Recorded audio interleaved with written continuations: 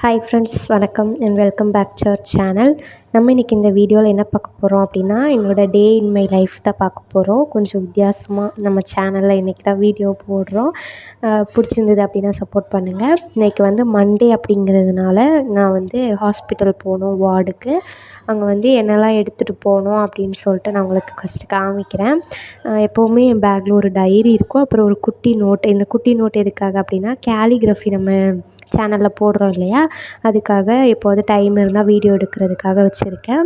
அப்புறமா மத்தியானம் வந்து லேப் இருக்குது எனக்கு, அதுக்காக அப்சர்வேஷன் நோட் எதுக்கு அப்படின்னா, நம்ம வந்து ரெக்கார்டில் சைன் வாங்குறதுக்கு அப்சர்வேஷனில் சைன் இருந்தால் மட்டும்தான் போடுவாங்க. ஏன்னா அப்போ தான் நம்ம அந்த எக்ஸ்பெரிமெண்ட்டுக்கு வந்திருக்கோமா இல்லையா அப்படின்னு தெரியும். அதனால் ஒரு அப்சர்வேஷன் நோட், இதுவும் ஒரு அப்சர்வேஷன் தான். ஆனால் இதில் வந்து பேப்பர் ஃபுல்லாக முடிஞ்சதுனால இதுக்கும் எடுத்து வச்சுக்கலாம் அப்படின்னு சொல்லி வச்சுருக்கேன். அப்புறம் இது வந்து மேனுவல் வந்து அவங்களே கொடுத்துருப்பாங்க, ஜெராக்ஸ் போட்டு கொடுத்துருவாங்க.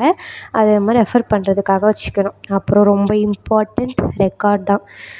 ரெக்கார்டில் வந்து இன்றைக்கி ஒரு 3 எக்ஸ்பெரிமெண்ட் சப்மிட் பண்ண சொல்லியிருந்தாங்க. அந்த 3 எக்ஸ்பெரிமெண்ட் நான் எழுதிட்டு போயிருந்தேன்.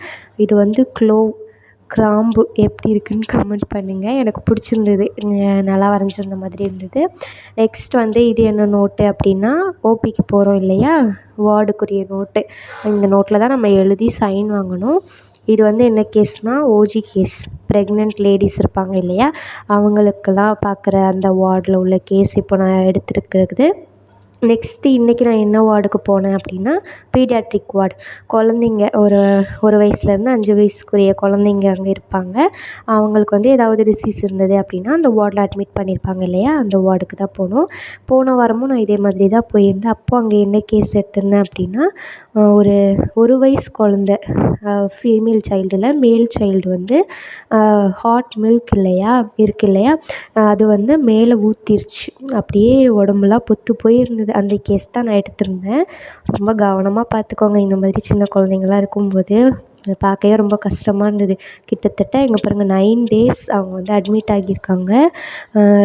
7 ஆயின்மெண்ட்ஸ், சிரப், டேப்லெட் எல்லாம் சேர்த்து 7 ட்ரக் கொடுத்துருக்காங்க. ஓகேவா.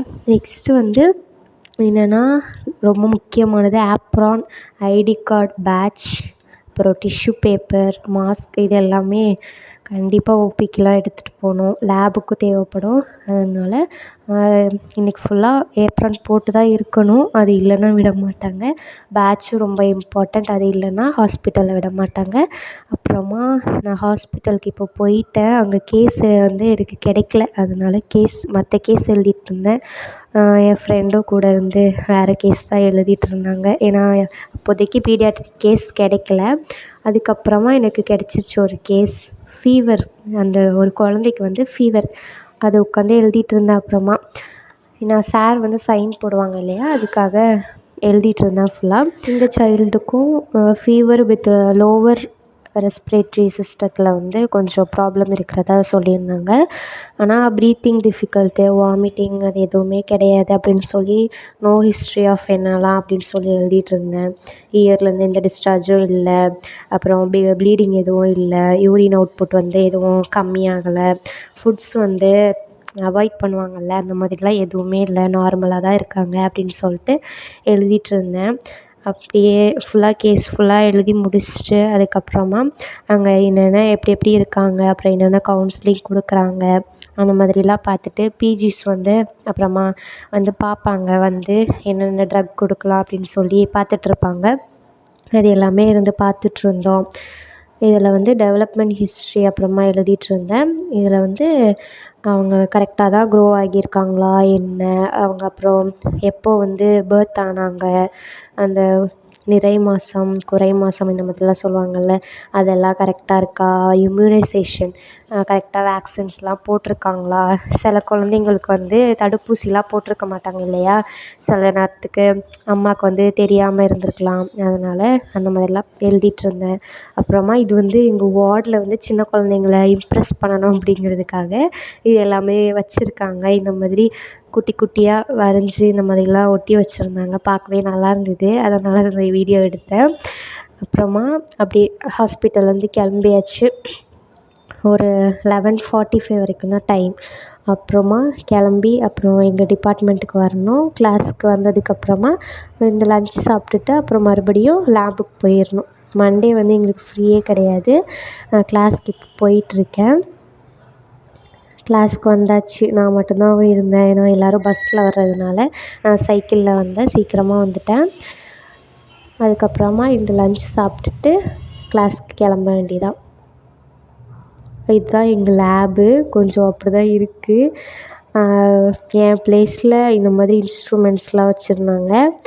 இதுக்கப்புறமா ஜிஞ்சர் வந்து இன்றைக்கி ஒரு எக்ஸ்பெரிமெண்ட் பண்ணோம். இங்கே பாருங்கள், ஜிஞ்சர், இது பக்கத்தில் ப்ரஷ்ஷு, இதை வந்து தின் செக்ஷனாக எடுத்து நம்ம இந்த வாட்ச் கிளாஸில் போட்டு இதில் எது இன்னும் தின்னாக இருக்குதுன்னு பார்த்து எடுத்து இந்த கிளாஸ் லைட் இருக்கு இல்லையா, அதில் வச்சு அப்புறமா அயோடின் சேர்த்ததுனால அது கொஞ்சம் பிளாக்கில் இருக்குது. குளோரல் ஹைட்ரேட், அயோடின் இந்த ரெண்டும் சேர்த்து மைக்ரோஸ்கோப்பில் வச்சு பார்க்கணும். வச்சு பார்க்கும்போது எப்படி இருக்குது பாருங்கள், ஜிஞ்சர். இதுதான் ஆயில் செல்ஸ் அப்படிலாம் சொல்லுவாங்க இல்லையா, அதெல்லாம் நீங்கள் ஃபார்மசியில் படிச்சிங்க அப்படின்னா தெரியும்.